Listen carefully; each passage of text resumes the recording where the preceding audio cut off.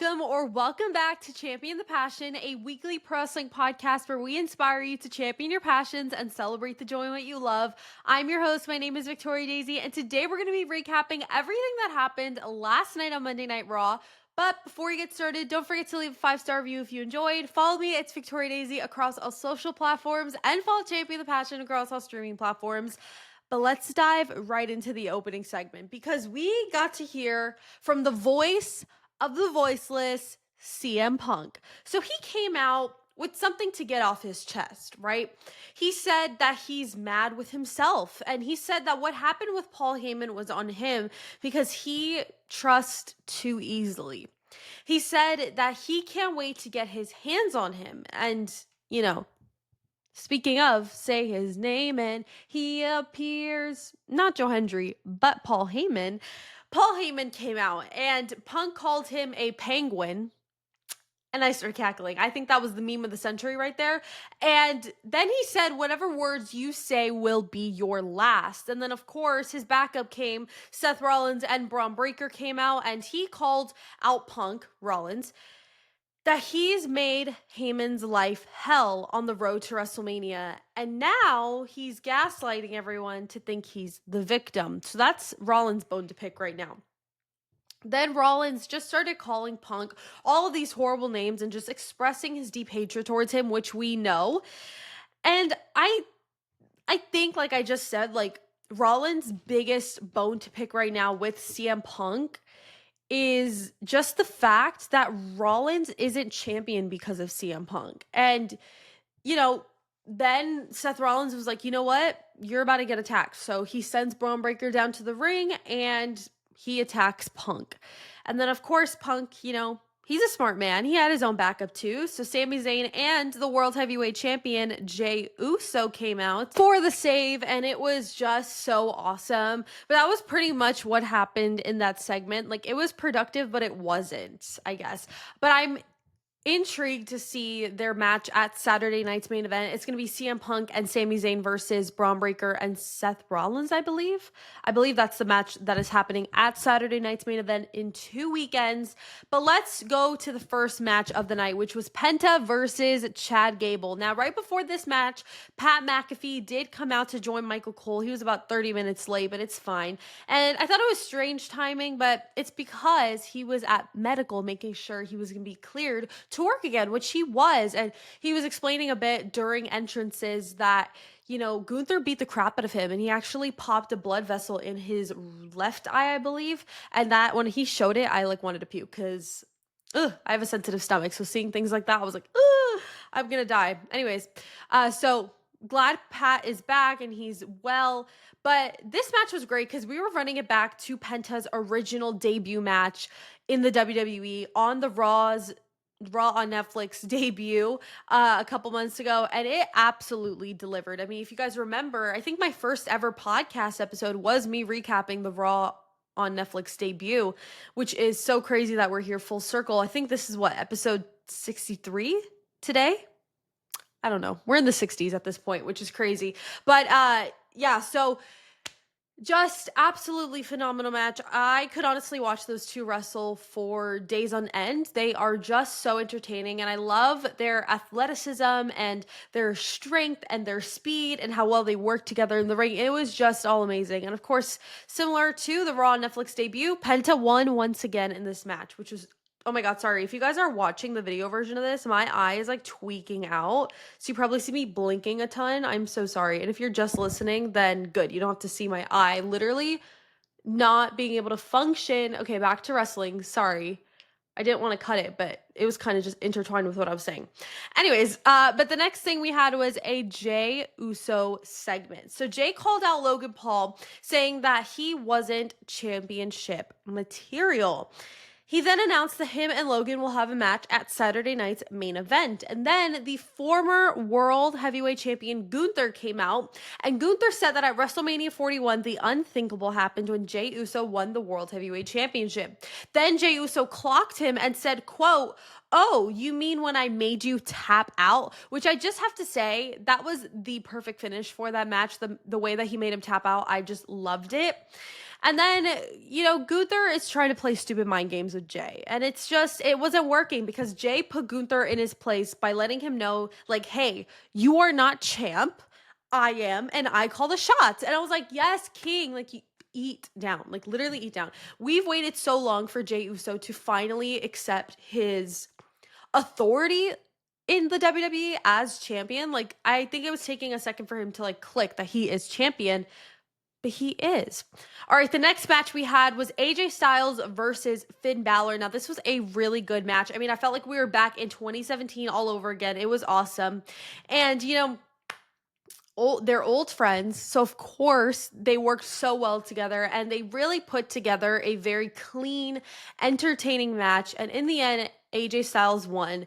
And, I just, matches like that are so nostalgic for me. You guys know I'm a 2000s baby. So, growing up in the 2010s and getting to see this, which was what was peak for me, seeing it nowadays, it's just amazing. So, next we had a Becky Lynch segment. So she started off by saying that she wasn't beaten on Saturday at Backlash. Lyra was. And you're probably like, what?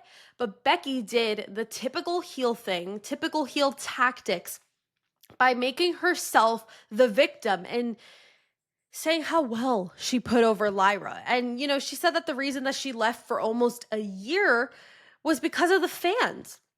She said that her and the fans were unified until the last time she won the women's world championship, because the fans, quote, hate what they can't understand. She then said, whatever the fans say she is, she is. So if they call her selfish, well, then she's selfish. Again, perfect heel tactics. Then she closed out by saying every woman in the locker room will finally learn what it's like to be beaten by the man. And I thought that this was a perfect fire promo from Becky. And she really followed the blueprint of heel 101, and executed it so perfectly. I really love this heel run for Becky, and I cannot wait to see what her next feud will bring. I don't know if she's going to continue this with Lyra or not. I do have a strong feeling that whenever Bayley returns, they'll go at it, which is going to be fun for all the four horsewomen enthusiasts like myself out there. So that's going to be really fun. But let's talk about the main event of the night. We had a tag team match for the women, might I say. We had our women's world champion, Io Sky, tag teaming with the former women's world champion, Rhea Ripley, up against the up-and-comers, Julia and Roxanne Perez. And I just have to say, I am so glad the women got the main event slot because they absolutely deserve it. And they delivered it, And obviously, I have nothing to say about Roxanne because, you guys know I don't like her. I think the only thing that I can say is that I thoroughly enjoyed watching her get beat up by Rhea Ripley. That was top 10 best moments of my life. But besides Roxanne, everybody did great. It's so cool to see Julia called up. Obviously, Roxanne's called up too, but it's great to see Julia called up as well and seeing her get put in the mix with the main roster girls and watching her become a even bigger star that she already is. And so, it was an interesting dynamic, I will say, between the four of them. I thought they worked good together, but it was definitely interesting to see, I wouldn't call Io and Rhea vets just yet. They're on their way there, but more seasoned girls versus, NXT girls. Not that Julia is just an NXT girl, but you guys get my point. Somebody who has to learn the WWE system. And so, I thought it was an interesting dynamic, and I really loved the storytelling in the match. I thought that was really good as well. And, in the end, Rhea Ripley and Io Sky won. And I love that Rhea got the pin, which was awesome. I believe she pinned, was it Roxanne or Julia? I don't remember which one she pinned, but it was great. And after the match, the ref raised both of their hands high, as they so often do. And Rhea had her eye on the Women's World Championship, and she reminded Io that she's still coming for it. She loves Io. She'll work with Io when she has to, but she's still going to come after that title in due time. And so I don't know when that match is going to happen, but I would love for it to happen at SummerSlam. I'm biased because I'm going to SummerSlam, so I want to see that live and I want to see Rhea win back her title, but I think it would still be so interesting. So let's head into my overall thoughts. I thought it was a really solid show. My match of the night was definitely the main event between Rhea, Io, Julia, and Roxanne. I mean, they over delivered with that match, and it was literally just so good. And then I honestly have to say that my segment of the night was Becky Lynch. I mean, I love how classic and to the point her promo was, and it's everything that you would want out of a heel. You know, it was just chef's kiss.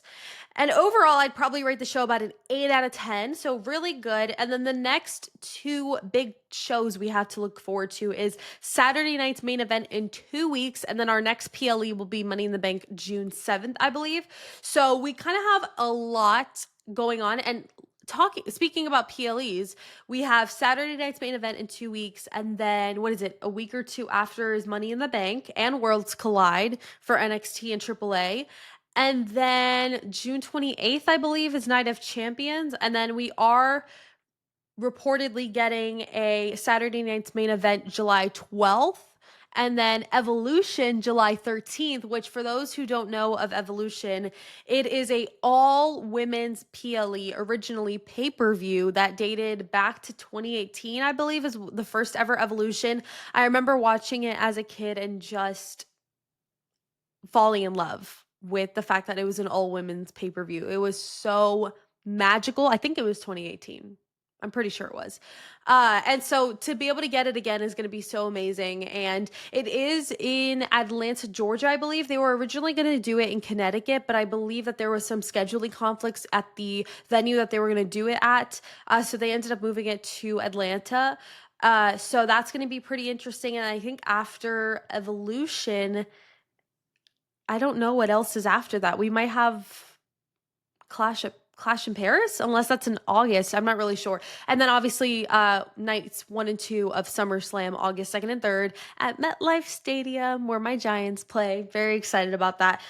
We are counting down the clock. Actually, let me see how many, sorry if you hear my keyboard typing, how many days till August, what is it, 2nd? 81 days. Okay, that sounds like really far away. So we're just, instead of saying 81 days, we're just going to say, what is it, 2 months? 2 months and change? That's what we're going to say. Actually, 2.5 months. So you know what?